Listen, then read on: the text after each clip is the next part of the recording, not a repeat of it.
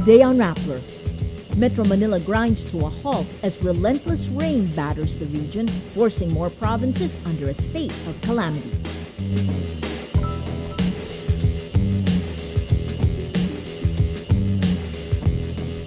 Monsoon rains affect more than 600,000 people.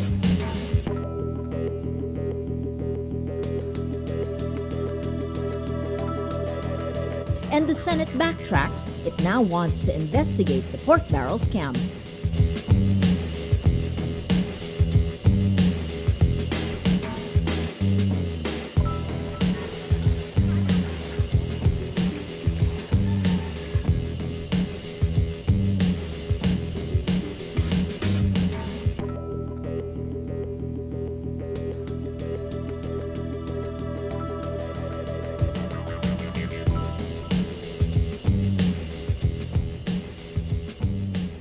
Hello, I'm Maria Ressa. Welcome to Rappler, your social news network. It was Bedlam Tuesday, August 20th in Metro Manila as a region of 12 million people ground to a halt with relentless rain and floods immobilizing commuters, forcing evacuations, and shutting down schools, offices, and airports. Bea Kupin reports. Metro Manila is at a standstill. The southwest monsoon and tropical storm Maring causes 3 days of non-stop rains and widespread flooding. The high tide makes it worse. The Metro Manila Development Authority tells motorists to stay indoors. Major junctures like EDSA Magallanes, EDSA Taft, and parts of C5 could not be passed by all types of vehicles. Project NOAA head Mohar Lagmay says this monsoon rainfall is unprecedented in the country's history, a view echoed by the palace spokesman. We saw an equivalent of 1 month of rainfall in 1 day. So the environmental situation is also getting worse, no?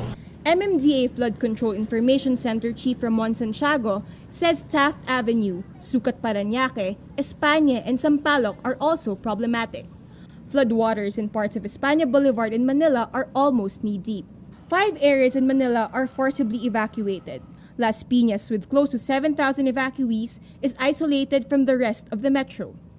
Las Piñas City Councilor Mark Santos says the situation is under control, but says evacuated families are already going back to their homes. Those living in danger zones are told not to push their luck. So yung mga nasa mga delikadong lugar, sana naman makinig po kayo dahil taon-taon na meron tayong mga ganitong pangyayari, lagi na lang kayo pinapaalalahanan.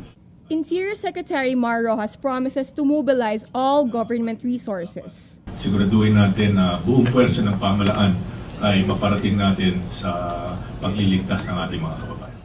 A state of calamity is declared in Parañaque, Pateros, Taguig, and Muntinlupa, where 7,500 families were affected by the flood. In Makati, floodwaters rose to as high as 3 feet in some barangays, prompting the evacuation of at least 711 families from 7 barangays. The major thoroughfares Zapote and Tramo in Las Piñas remain flooded. At least 7,000 residents were brought to evacuation centers due to roads that had become impassable. Families in 10 barangays in Pasig also had to flee their homes.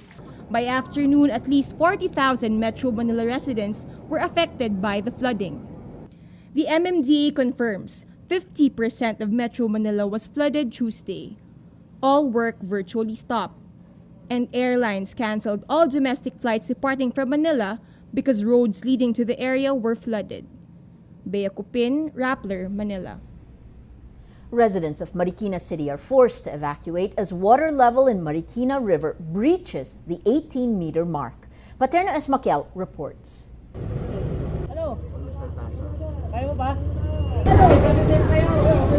It's almost 6 at night and the Marikina River continues to rise. But some Marikina residents refuse to leave their houses despite monsoon rain that floods Metro Manila again. Annabel Butualia doesn't take any chances. She brings her family, including her sick 2-year-old child, to the evacuation center.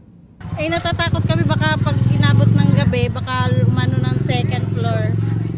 Nadala na kami nung nirescue kami nung habagat. Scene is different in a house in Provident Village. Dindin Punzalan says his family won't evacuate. They say their house has a second floor anyway. Nandun na yung takot pero mahirap din naman sa evacuation center. Kasi iba yung sanay ka nung nasa sarili kang pamamahay kaysa mapupunta ka doon sa evacuation. Na dito naman, sigad ng bahala kung ano mangyayari sa amin. Hindi naman kami nag-iisang mamamatay o matatrap sa itaas ng bahay. Like Bitualia, over 21,900 persons evacuate in Marikina City. We're among 600,000 persons affected by Tropical Storm Maring and the monsoon rain since Sunday. Right behind us is the Tumana River. This is connected to the Marikina River, which was about to overflow this morning. Now to our right is a depressed community. This community began to evacuate its residents last Sunday. They experienced the worst of floods during Tropical Storm Ondoy in 2009, and they're afraid of a similar disaster happening again. Now to our left is a pretty rich community. This is where we find the La Vista and Loyola Grand Villa subdivisions. They also experienced the brunt of Tropical Storm Ondoy in 2009, with some of their houses flooded. Some learned their lessons, but some clearly have not. Paterno Macael, Rappler, Manila. Here are the latest weather updates as the southwest monsoon batters Luzon. In Laguna, Governor E.R. Ejercito declares the entire province under a state of calamity. This means calamity funds can easily be accessed and released, and prices of basic goods can be controlled. In a phone interview with Rappler, Ejercito says the first district of Laguna is hardest hit. The area composed of San Pedro, Bilaan City, and Santa Rosa City is the catch basin of the mountainous neighboring areas of Tagaytay and Cavite. In Pampanga, Governor Lilia Pineda tells residents to evacuate as dikes across the province are at risk of overflowing. Authorities earlier evacuated residents of Minalin as water overflowed at the Santa Rita section of the Minalin Tail Dike. The Provincial Disaster Risk Reduction and Management Office puts the agricultural and infrastructure damage at 23 million pesos. In Bulacan, all 11 barangays in the coastal town of Obando are submerged in 3 to 4 feet of floodwater worsened by the high tide. 15 coastal villages in Hagonoy are under 1 to 2 feet of water, while Kalumpit has 11 villages under 2 to 3 feet of water. In Rizal, the municipalities of San Mateo and Taytay joined the list of places under a state of calamity as 2,800 people living near the San Mateo River are evacuated. Cainta Mayor Kit Nieto says 80% of his municipality is already underwater. And in Bataan, more than 56,000 families in 143 villages are affected as rains pummel the province, which is now under a state of calamity. At least 969 families seek shelter in the province's 47 evacuation centers. The town of Dinalupihan bears most of the storm's brunt, with at least 30 of its barangays underwater. A portion of the Subic-Clark-Tarlac Expressway, or SCTEX, collapses after non-stop rain damages parts of the Pasig-Potrero Bridge. The section of SCTEX from Clark South going to Porac, Pampanga is shut down. The base's Conversion Development Authority says damage to the bridge was caused by non-stop rain that brought, quote, strong currents along the Pasig-Potrero River. The North Luzon Expressway says motorists coming from Mabalacat and Tarlac can exit through Clark South and re-enter Porac Toll Plaza. More than 600,000 people are now affected by the combined effects of Tropical Storm Maring, international name Trami, and the southwest monsoon. On Tuesday, the National Disaster Risk Reduction and Management Council reports 8 people dead, 41 injured, and 4 missing.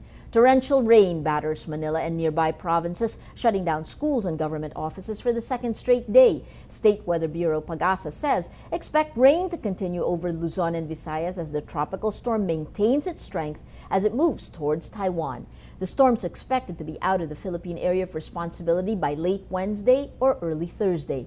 The Department of Social and Welfare Development is calling out for volunteers to help with the repacking of relief goods for typhoon victims. Social Welfare Secretary Dinky Soliman says the department has 50,000 food packs ready for delivery. There are 199 evacuation centers open nationwide, serving more than 9,000 families. Rappler's civic engagement arm Move.ph maps evacuation centers and compiles relief efforts to help the victims. If you're organizing a relief drive or accepting relief donations, let us know by tweeting us at Move.ph at MovePH or by using the hashtag ReliefPH. Stormy days and floods can be life-threatening for Filipinos, but for a group of dedicated rescuers, this is a time to save lives. David Lozada reports. Eugene Bocco leads his team in search and rescue operations in Cavite. They go house to house, helping evacuate residents near the riverbank.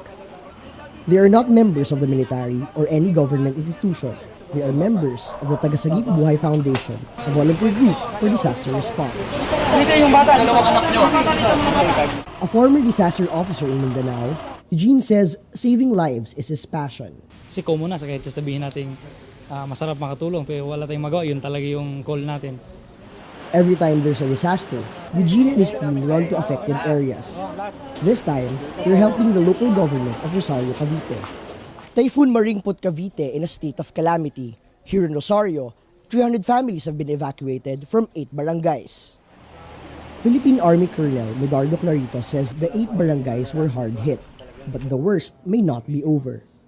Kasi baka bigla na naman bumaha, lalo na ngayon papunta na ng high tide, so nagtulong tayo, nag-assist tayo sa pag-conduct ng force evacuation. Clarito commends Eugene and his group of volunteers. He says they embody the Filipino spirit. Isang magandang katangian natin na Pilipino na pagdating sa mga ganitong kalamidad, kahit saan ka man galing, ano ka man, sama-sama tayo na nagtutulong sa mga nangangailangan. Eugene and his team say as long as the calamities happen, they will be there. Especially yung mga tao, syempre, yung mga katulad sa atin, individual, na maging aware tayo, wag lang natin iasa sa government yung responsibilidad ng pagiging safety at resilient natin. For Eugene and his crew, it's all in a day's work. David Lozada, Rappler, Cavite. The death toll from the Cebu ferry collision rises to 64, while the missing stands at 56. On Friday, the St. Thomas Aquinas ferry collided with cargo vessel MV Sulpicio Express 7 near Cebu. The ferry carried 870 passengers and sank quickly after colliding with the freighter. The captains of both vessels blame each other for the collision. Captain Reynan Bermejo of the St. Thomas Aquinas ferry says the cargo vessel was on the same inbound lane as it approached the port. Efforts to alert the approaching cargo vessel failed, with the Aquinas getting hit on its right side. Captain Rolito Guilo of the MV Sulpicio Express 7 says the Aquinas initially maintained its course, then suddenly turned right, causing the collision. A formal investigation will be conducted by the Special Maritime Board of Inquiry. Days after the release of an audit report on lawmakers' pork barrel, the Senate reverses an earlier decision and decides to investigate the pork barrel scam. The Senate earlier made a unanimous decision not to probe the scam involving the alleged misuse of lawmakers' funds, pending the full investigation of the Justice Department and the National Bureau of Investigation. Senate Blue Ribbon Committee Chair T.G. Gangona says the chamber decided to conduct a formal probe, adding the release of the Commission on Audit report gives the committee sufficient basis to proceed. The report found at least 6.1 billion pesos worth of lawmakers' funds were released to dubious non-governmental organizations. In a statement, Gangona says, quote, "The preliminary findings by the DOJ and the NBI can serve as basis for the Blue Ribbon Committee's probe." The first hearing will be held August 29th at 9 a.m. COA Commissioner Grace Pulido Tan is expected to testify. The NBI continues its hunt for Janet Lim Napoles, the alleged mastermind behind the multi-million peso scam. President Benigno Aquino holds the release of pork barrel to lawmakers until the probe on the multi-million scam is over. In an interview with GMA on Monday, Aquino says he wants the National Bureau of Investigation to finish its probe first to, quote, check if there are loopholes that can still be closed. The NBI is investigating a scheme that allegedly involved lawmakers misusing or pocketing their pork barrel. On Friday, state auditors released a report showing how lawmakers disregarded rules to allocate excessive funds to their projects. The report also shows significant amounts of lawmakers' funds going to questionable non-government organizations. Aquino rejects calls to abolish the pork barrel, saying he's open to reforming the process and punishing those who misuse the funds. The Department of Foreign Affairs, or DFA, orders Filipinos to leave Egypt as it upgrades its crisis alert status to level 4. The DFA says the Philippine government will shoulder the costs of the mandatory repatriation. The department says the, quote, ongoing political instability and grave security challenges endangers the estimated 6,000 Filipinos who live there. On Monday, militants killed 25 policemen as Egypt continues to struggle with violent protests sparked by the ouster of Islamist President Mohamed Morsi. The DFA advises Filipinos in Egypt to contact the Philippine Embassy in Cairo as soon as possible so they can be repatriated. Let's now look at Rappler's Wrap for today, a list of the 10 most important events around the world you shouldn't miss. At number 4, the Supreme Guide of the Muslim Brotherhood, Mohammed Badi, is arrested in Cairo.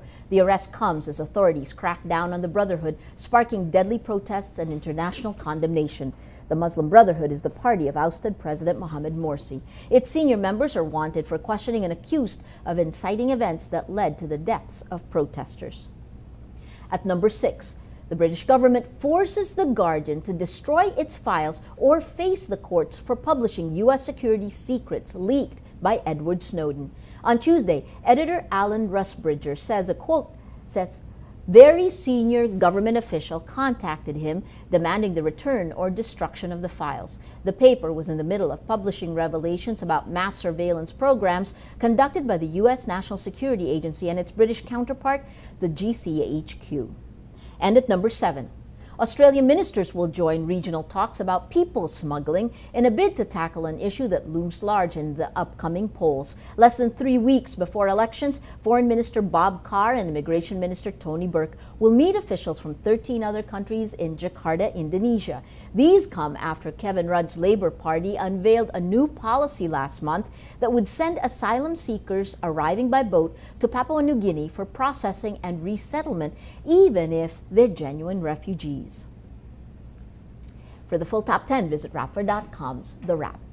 Prince William and his wife Catherine released the first official photographs of their baby son George. The photos show newborn Prince George wrapped in a white blanket, lying peacefully in his mother's arms. The pictures were shot earlier this month in the Middletons' family home in rural Bucklebury, west of London. In a break with tradition, the photos were taken by Catherine's father, Michael Middleton, instead of professional photographers. Every story on Rappler has a mood meter, which gives you 8 emotions to choose from. Click how you feel and your vote comes down to the mood navigator in the middle of the front page that crowdsources the mood of the day. It also gives you the top 10 stories that have affected our readers the most emotionally. If you take a look, these 10 stories have gotten the most number of votes on their mood meters. This is interesting. Today, of course, we have really roughly 3 stories. You've got the pork barrel. Aquino rejects abolition of pork barrel again. That's 85% angry. Pork for the president. This is a story published today, Maritas Vitug's thought leaders. And again, you still have Bong JP, Ijingoy, Suki Tinapolis, NGOs. These stories, possible error in audit report, smacking, red, very red. And then you've got just 2 greens. Pinoy puts release of pork on hold until the probe ends. Just that is making people happy at the same time. 19% angry. So you can see the red today. Most people are angry. Well, that is Rappler's Newscast for today, Tuesday, August 20th, 2013. Visit Rappler.com and watch our newscast Monday to Friday. Tell us how you feel on our mood meter and help us crowdsource the mood of the day. I'm Maria Ressa. As we say at Rappler, tomorrow begins today.